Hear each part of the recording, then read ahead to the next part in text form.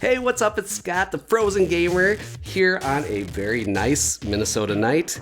It's warm. It's actually above freezing. Yay! Warm winters. Boo, global warming. Anyways, tonight I'm coming at you with the top games that I have crowdfunded that are hopefully coming out in 2024. I don't crowdfund a lot of games. I have 10 out right now, which are going to be all 10 of the ones that I show you. That is rare for me. So these games I'm really excited about. Otherwise, I would have never crowdfunded them.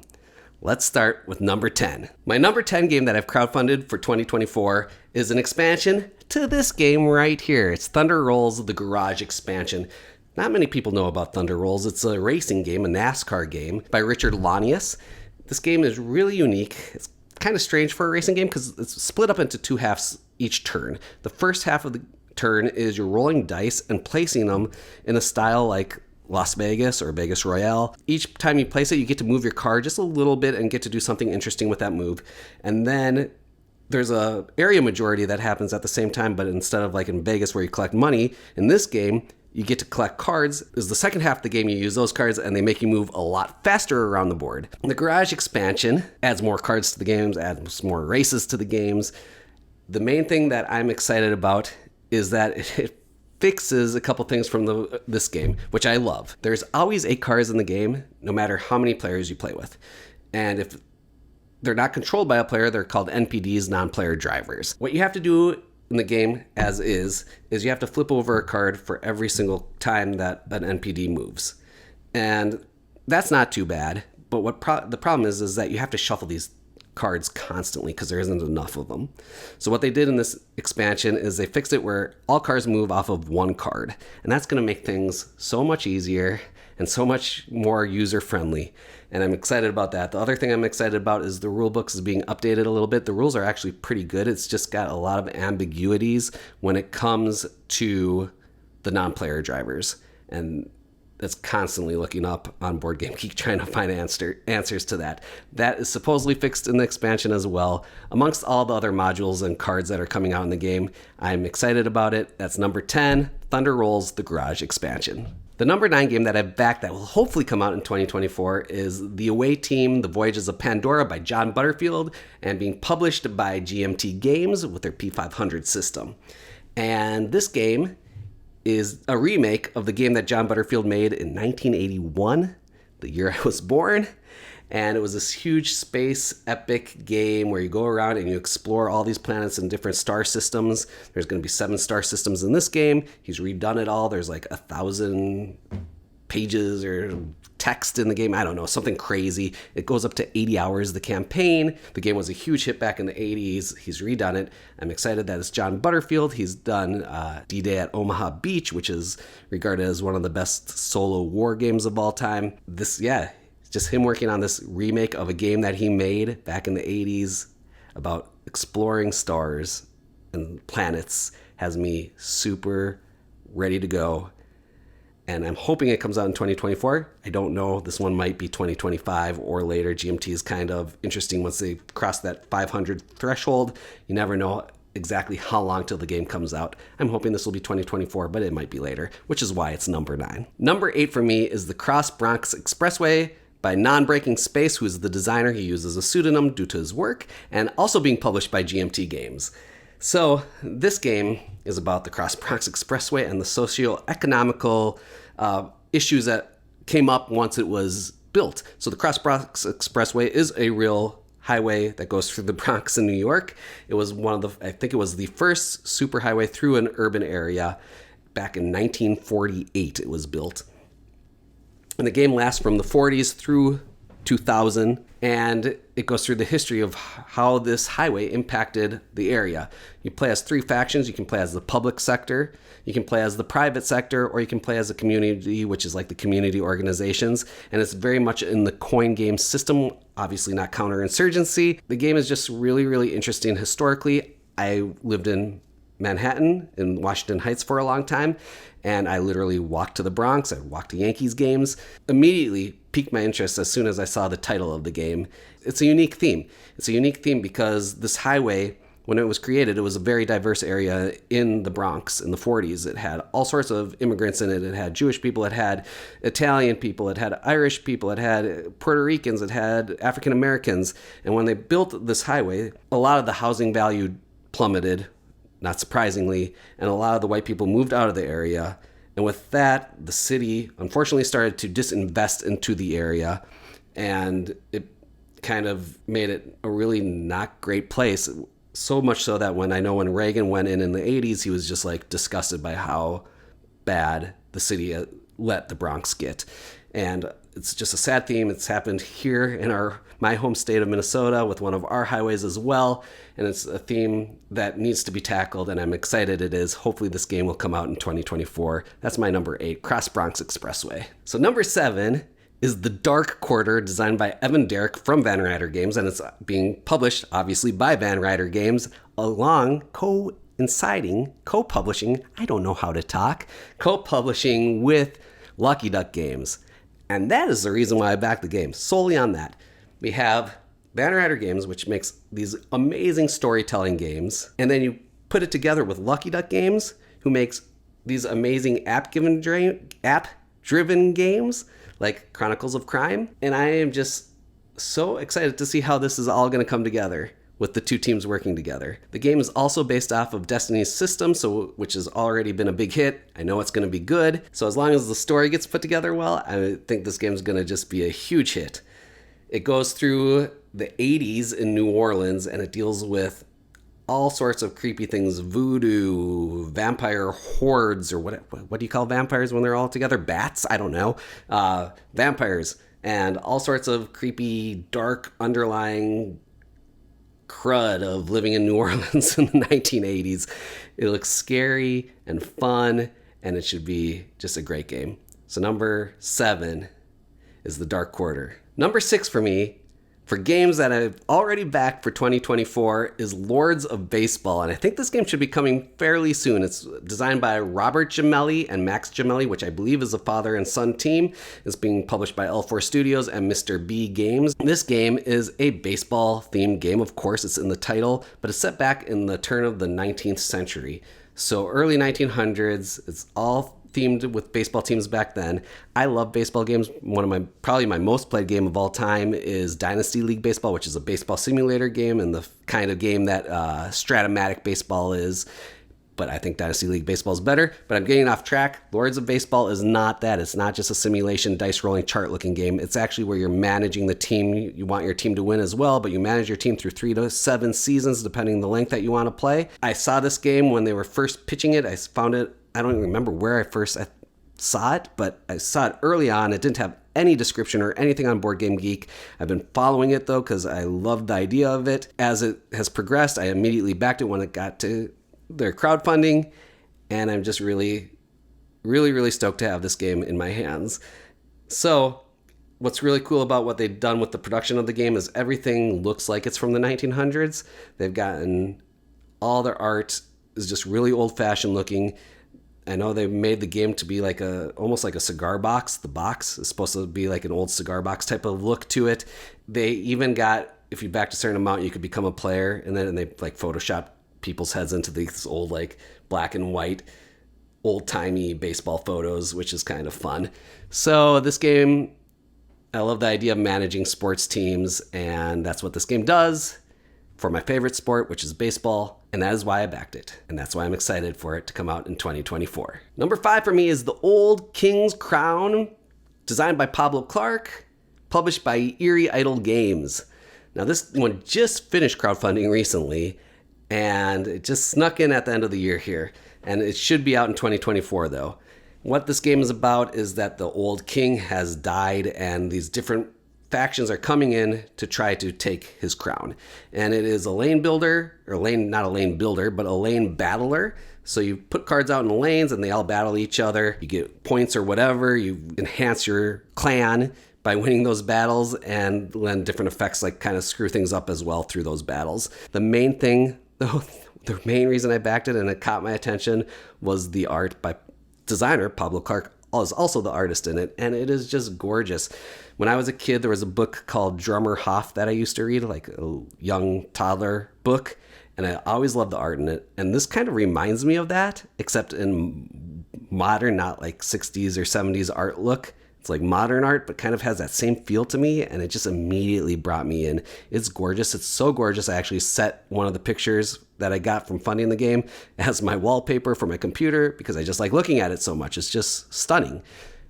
That's probably the main reason I backed the game. The game's also supposed to be really good from everything I've heard and all the reviews that I saw on it, the Kickstarter preview reviews. So that is my number 5 game, The Old King's Crown, designed by Pablo Clark. My number 4 is Cthulhu, Death May Die, Fear of the Unknown, and Season 4, because I got that as well. So, Cthulhu, Death May Die is a big dungeon-crawling, goofy, slug-em-up Cthulhu game. I actually sold my copy of Eldritch Horror to start getting into Cthulhu, Death May Die to help pay for the hefty price on the game. The reason I did that was Eldritch Horror has like the written descriptions of like what happens story-wise on all the cards, and I just never felt like that it flowed well, or that it kind of came up jumbled, the story, for me at least. When I played Cthulhu Death May Die, there is like no written story to the game, but the game told such a good story as the game progressed. I like just seeing how the game progresses and what crazy story it tells me throughout the game. And I'm just going to go all in on Cthulhu Death May Die at this point. Probably no matter how much they put out. Maybe I might not. CMON puts out a lot of stuff, so it depends. But this game just adds more stuff, more of the investigators, more bad guys, more Lovecraftian monsters, and it has a couple new modules. I don't even care what those are. I don't care. I just want more people to play with, more characters to play with, and more bad guys to fight. And that's why it's my number 4, Cthulhu Death May Die. So let's continue talking about games that I want every single thing for. That is Final Girl, my number 3, by AJ Porfirio and Evan Derrick, published by Van Ryder Games. Let me talk about Van Ryder Games first. This company, I just adore. They're like, I've only owned one game of theirs. I only own all of Final Girl. That's it. I want to buy every one of their games because of the way that they treat their fans. If you like any of their games, make sure to join their Discord, because AJ's on there all the time, and then they just have such wonderful people that talk all the time. It's hopping over there. And they like their fans so much. There's one person on their Discord named Cassandra who's on there all the time and is just a wonderful, lovely person.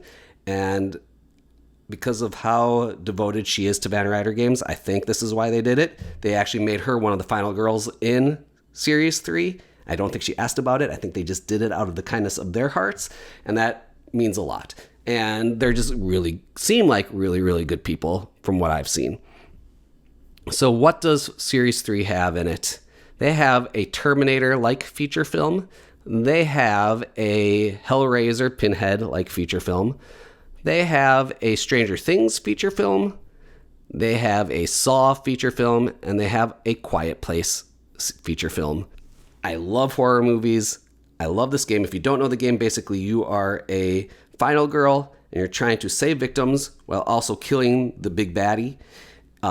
At the same time, the big baddie is trying to kill victims because that's how they power up and get more powerful, and also kill you. It usually comes down to a pretty tense finish, and it's just wonderful. And once I play the feature film, like this one, I start mix and matching all of them, because you can play any final girl with any location and any bad guy. And it just makes the game so variable. And the stories, talking about stories that games tell, this game doesn't have a whole lot of text in it.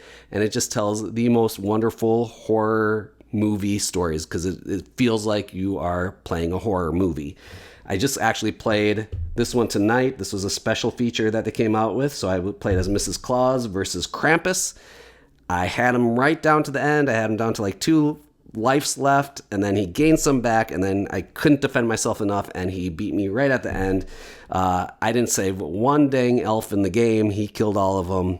But I still had a shot at killing Krampus. So the game's a blast to play. It's one of my all-time favorite games. The only reason it's number 3 is because I already own so much of it. I'm just adding more to it. So that is number 3, Final Girl Series 3. I am just so happy that my number 2 game is being published for the theme alone. It is Molly House, designed by Joe Kelly and Cole Worley, and being published by Cole Worley's company, Whirligig Games. If you don't know Cole, he designed PAX Premier 2nd Edition, and John Company, published by Whirligig Games. And he's also most known for Root, designed by Leader Games. So the origin of this game was that Joe Kelly made this game and submitted it for the Zenobia Award. Cole was Joe's mentor, but after the competition was over, Cole told them that he would kind of like advise Joe through the, further developing the game, with maybe being able to publish it, but not promising it, but ended up that the game was so good that he definitely wanted to publish the game. It's the first game that Whirligig Games has published that isn't a Cole Worley design, so you must have a lot of belief in it. So what is Molly House? Molly House is a game about the LGBTQ community back in the 17th and 18th centuries. Basically what they did was, obviously back then that community was probably treated very, very, very poorly. And so they created these Molly Houses where they could go and celebrate themselves and create joy for themselves in a safe house, basically, where they didn't have to be afraid of being hurt. That's what the game's about. It's about you get points or whatever. You win the game by creating joy for your community. But where the rub is in the game, where the twist is that there can be an informer in the game, because there were informers from the community in the real Molly Houses. I love hidden trader games. What's cool about the hidden traders in this game, though, is that you don't have to become a hidden trader. When you are able to become a hidden trader, you can decide not to become a hidden trader. Once you are a hidden trader, you are a hidden trader for the rest of the game, but you don't need to become one ever if you don't want to. And I think that's really cool, too, for people that don't like hidden trader games or don't like being the trader in hidden trader games, because that can be really stressful. The theme of this game needed to be made. There's not much dealing with the LGBTQ plus community, and I'm just happy. Unfortunately, it's a risk for Whirligig Games to be making it. I'm so thankful that they decided to take that risk to make this game, because it just needs to be out there. It needs to be in the ether of the universe. So that is my number 2, Molly House by Joe Kelly and Whirligig Games. That leads me to my number 1 game that I'm looking forward to in 2024. I'm so excited about this one. It might come in the last few days of 2023. I don't think it will, but it may. But it's definitely coming in 2024 because I've already paid for it. And that doesn't happen unless it's being shipped when it's a GMT game in their P500 series of games. So that is the Plum Island Horror by Herman Luttman and GMT Games. So the real Plum Island, yes, it's a real place. It's off the coast of New York, and it is an island that the whole island basically is a center. It's like an animal research lab center. I believe it's run by the government. And so the idea of this game is that something went wrong in that lab, and the people have become these zombie-like creatures. Herman designed, he's most known for his war games probably, but he's also really well known for his solo game, Dawn of the Zeds. And that is very similar to what this game is, and except it's not zombies per se in this one. And it's a state of siege game, so these zombie-like humans are walking down towards the bottom of the board, and you as troops are trying to keep them away from where they're trying to get to, at the same time trying to survive and trying to get some other stuff done on the island. The game looks ridiculously over-the-top fun. It's a co-op game. You can play it solo or up to 4 players. You can play as like the police department. You can play as the country club, I believe. You can play as like the high school, people from the high school. And it's just pulpy comic. The cover of the board looks very pulpy comic. I'm not into comics, but the idea of it being this like kind of like over the top pulp is what's appealing to me on it. It just looks goofy. It looks fun. It looks like the horror game that I've always wanted to have made, and that I can play it solo, that I can bring it out with friends. That has me also really excited about why I backed this game to begin with, or P500 it back to begin with. So that is my number one game. It's the Plum Island Horror by Herman Lutman, coming out anytime really soon. So that's 10 games. Hopefully they've interested you as much as they interest me. I say it over and over again. I'm super, super, super excited about these, and I cannot wait to get them into my hands.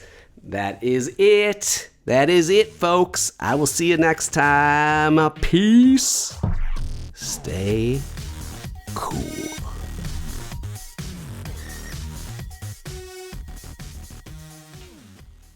Crowdfunded.